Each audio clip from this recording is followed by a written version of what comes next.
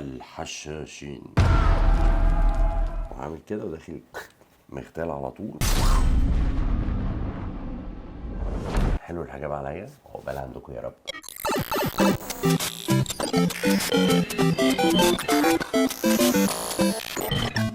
اهلا بكم في حلقه مختلفه. المسلسل ده انا اتفرجت فيه على الحلقه الاولى، وعشان ادخل معاكم كده في الموضوع، لو انت مش عارف الحدوته شويه هتوه، لان كتابه المسلسل هو دخل في قلب الموضوع على طول، فهو واضح ان هو معتمد على ان اللي هيتفرج عليه هو عارف القصه او عنده نبذه عن القصه، فهو مش هيفرش الموضوع ومش هيقول لك هم مين، هو داخل يعيشك جوه الحقبه الزمنيه على طول. فتعالوا كده مع بعض في الحلقه دي تكون مراجعة أصلا للمسلسل وموضوع المسلسل، وندردش شوية مع بعض عن موضوع الأساسنز.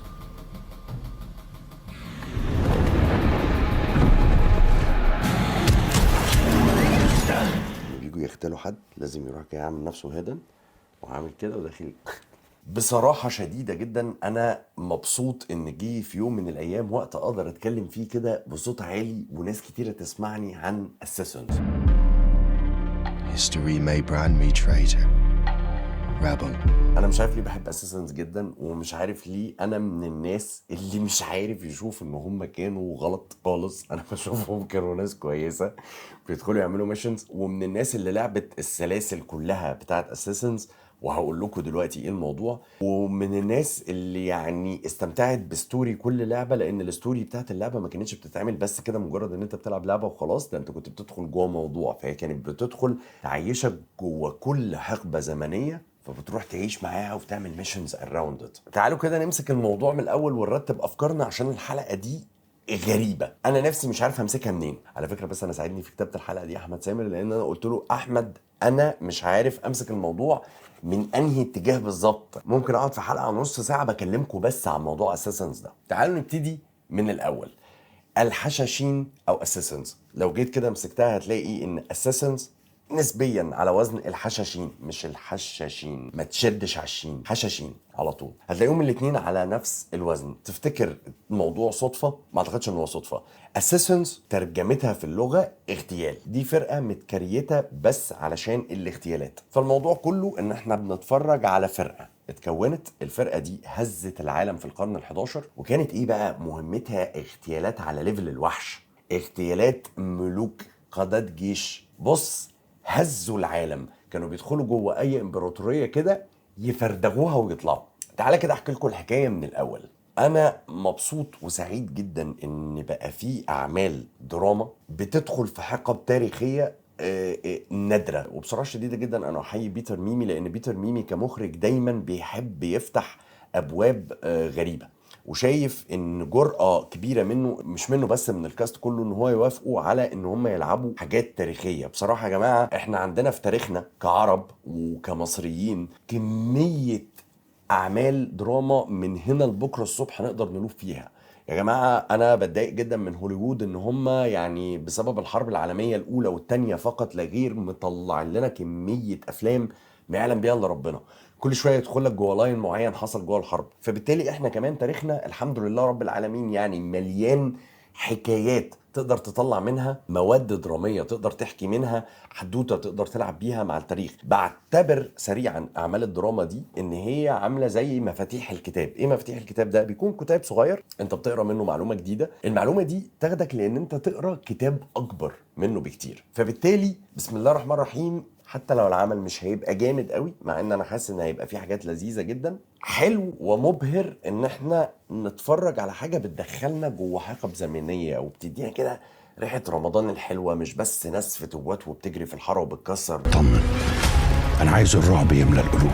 بص يا سيدي، بسرعه شديده جدا ارجع كده بالزمن ورا. في القرن ال11 طلع لنا في بلاد فارس تحديدا اللي هي ايران، يعني طلع لنا راجل اسمه حسن بن الصباح، كون لنا كده جيش خاص. الجيش ده ببساطه هو ماشيه على انطباع ديني، يعني هم مؤمنين بديانه معينه، بيعملوا كل العمليات دي علشان يتقربوا الى باب الجنه اكتر، زيها زي اي جماعه في الوجود. بس المختلف ان هو خلى الجماعه دي سلاح قتال، فدربهم على اقوى اساليب القتال المعروف من خلال الجيمز. ومحدش يستهون بكلمه الجيمز، لان اللعب دي كانت لعب قويه جدا واتعملت لمده سنين وتسمى في ستوري. اساسنز كان معروف ليهم اسلوب قتال مختلف، اسلوب قتال غير دارج في الجيوش، ده اللي كان بيخليهم اقوياء جدا. قوه الاساسن الواحد كان يدخل ممكن يقتل جيش. واللي لعب اي لعب من الالعاب دي كان بيبقى فيه ميشنز، مثلا كان بيبقى داخل على الجيش الاسباني في انجلترا، ايا كان ايه الجزء اللي انت بتلعبه، بتلاقي ان المطلوب منك ان الاساسن الواحد هيقتل 500 600 جندي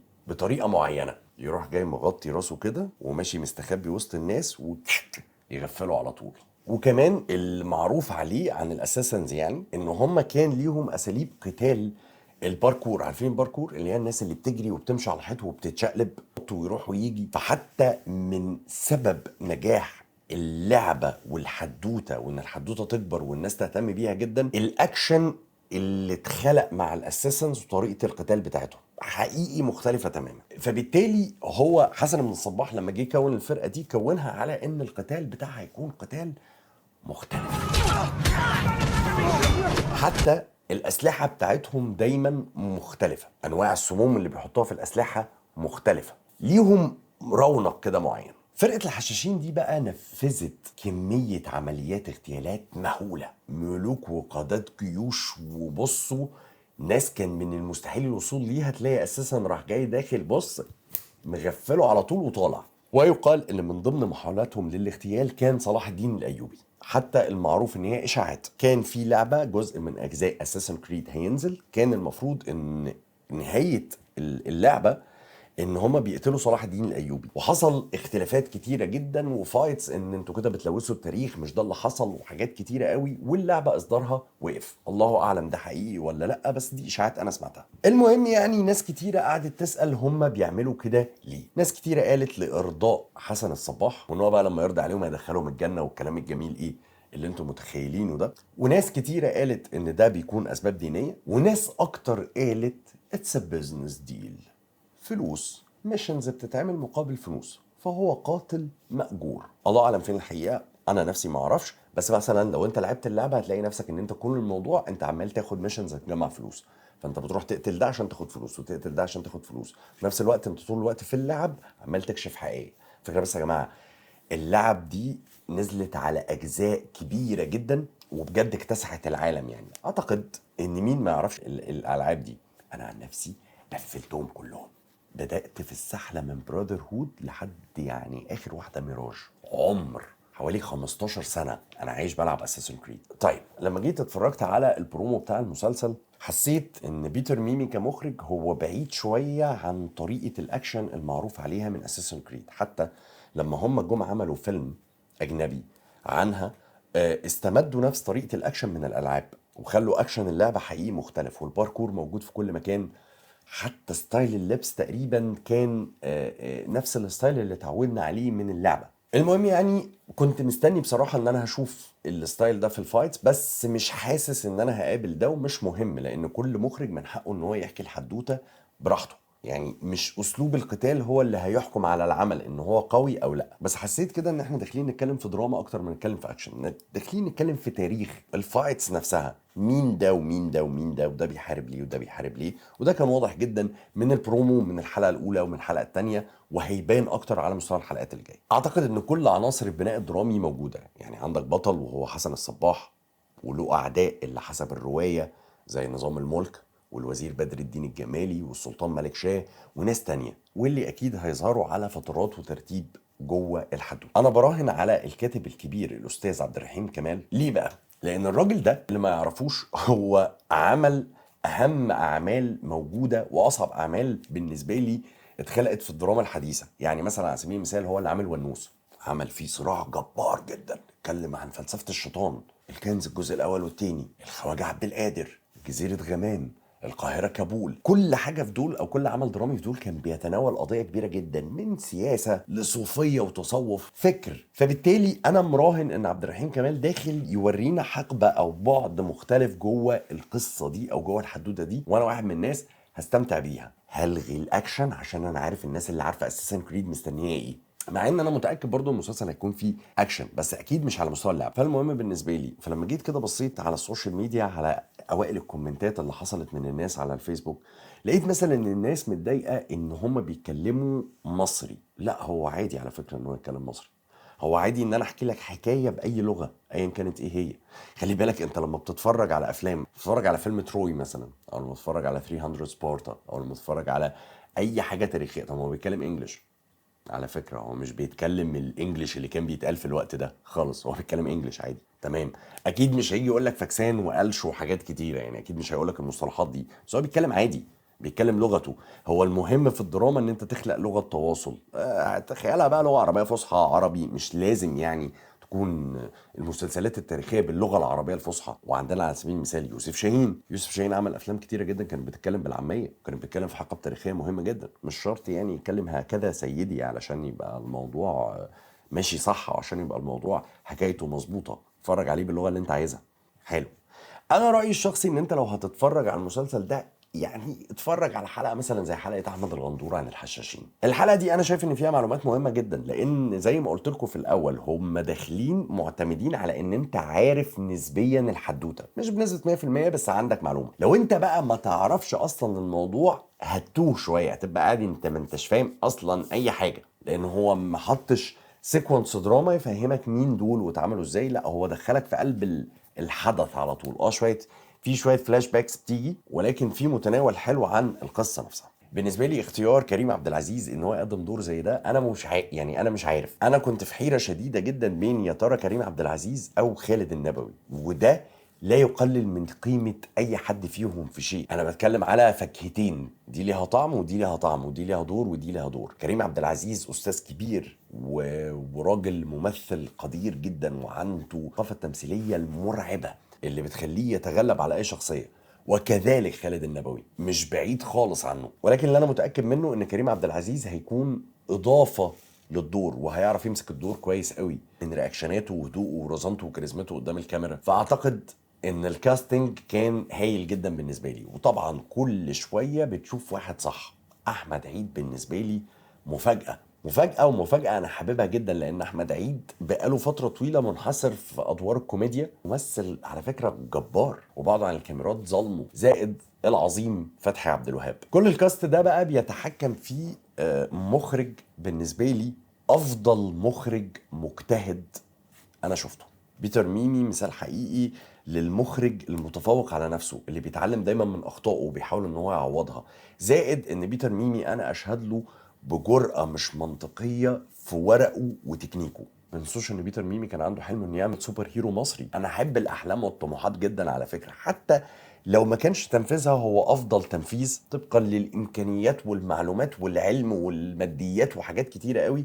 ولكن فكرة ان انت تبقى حابب ان انت تزرع حاجة مختلفة طول الوقت، دي حاجة تحترم جدا. فبيتر ميمي دايما بيدور على الورق الحقيقي المختلف. فانا سعيد ان هو بيلعب تاريخ، وطبعا الراجل واضح انه مذاكر جدا، وده حصل من الفريمات والكادرات اللي شفناها كده. بسم الله الرحمن الرحيم، استابليشنج الحدوتة في الحلقة الاولى، الوسائع الجميلة، الكاستم المظبوط، القلعة اللي مبنية صح، التحكم في المجاميع اللي واقفة حواليه. على فكره يا جماعه والله الكلام ده فعلا في الاخراج صعب جدا، صعب جدا ان انت تبقى واقف في لوكيشن متحكم في اكتر من 18 فرد او 19 فرد، وانت موقفهم بلوح، ان كل مشهد يقطع على مشهد بلوحه. المجاميع اللي واقفه ورا دي مش واقفه ورا اعتباطا، لا دي مفروشه بنسب معينه علشان تديك لاينز في الصوره. فهو نفسه تحكم المجاميع ده موضوع صعب قوي في الاخراج، يعني ممكن اكلمكم عنه في حلقات كتيره جدا. طبعا هو كان عنده مجاميع كتيره في الاختيار، والراجل اشتغل مجاميع اكتر بكتير، ولكن انا اول مره اشوفه في مجاميع تاريخيه. زائد ان البرومو واضح ان كان فيه شطات ملاحم كده هنرسمها بخيل. انا حاسس ان انا هتفرج فيها على حاجه يعني ان شاء الله هتكون كويسه جدا جدا جدا. اما من ناحيه المونتاج فيقتلنا العبقري السفاح احمد حمدي مونتير ناضج، مونتير صايع، برنس، راجل بيعرف يحكي كويس قوي الحدوته بتاعته، وبيعرف يشقلب كل حاجه. فاكرين لما كلمتكم في مره عن طريقه مونتاج اولاد رزق؟ احمد حمدي انا متاكد ان هو في مونتاجه هيقدر يعمل بصمه نون لينير زي اللي عملها في اولاد رزق، وحصلت ان هي بقت شبه فورمات تقريبا، شبه استراتيجي موجود. انا عارف ان هو في سيكونسز كتيره هيدخل يلعب فيها في المونتاج، هيتحرك وهيروح وهيودينا وهيجيبنا، وفجأة تلاقي نفسك جوه فلاش باك، وفجأة تلاقي نفسك طلعت تاني. فانا عارف ان احمد حمدي هيعرف يلعب في الحتة دي كويس جدا. زائد انا شايف ان هو مونتير حكاي شاطر، بيعرف يحكي كويس قوي، بيعرف امتى يريح المشهد ويخليه دسم في معلوماته بالراحة، ويديك المعلومة على هادي وامتى يسرع الايقاع جدا. اما عن السي جي فواضح قوي انه مليان 3 دي وسي جي من دخلة كده التتر بتاعه. خدوا كده المعلومه دي بسرعه، من اصعب الحاجات في 3 دي الميه، سيميوليشن الميه. بصوا في 3 دي احنا نعمل لك اي حاجه في الوجود ده تمام، سهله. اجيب لك ديناصور يطير ويرش عليك نار في وشك، قشطه، مش موضوع. بس صدقوني الاصعب والاصعب هو ان انا ابني لك ميه واعمل لك سيميوليشن لحركه الميه. It's not easy at all. فبلنا في البرومو شويه شوطات للسفينه كان شكلها حلو جدا، لايرز سي جي كتيره جدا. اتمنى ان البريك داون بتاعها ينزل ونتكلم عليها في حلقات اكتر. ممكن نتكلم عليها في حلقات هنا، ممكن نتكلم عليها في ريلز. بس انا متاكد ان المسلسل مليان تفاصيل كتيره جدا. بصراحه اتس ا فيري جود ستارت. بس نفسي بس الاقي فيه شويه اكشن كده، كريم عبد العزيز يمشي على الحيطه يتنطط. خلينا نشوف خلال رمضان ايه اللي هيحصل، وتاكدوا ان انا هعمل بريك داونز كتير عن المسلسل ده. بس نفسي في شويه اكشن. الفترة اللي جاية ممكن نتكعبل في المسلسل تاني ونستنى بس كده ايه لما الأحداث تسخن شوية ونشوف ايه اللي هيحصل. وده معناه ان حضرتك لازم تعمل سبسكرايب وتشغل الجرس وتخبط لايك وتستنى الحلقة الجاية، لأن ممكن تنزل بكرة عادي جدا.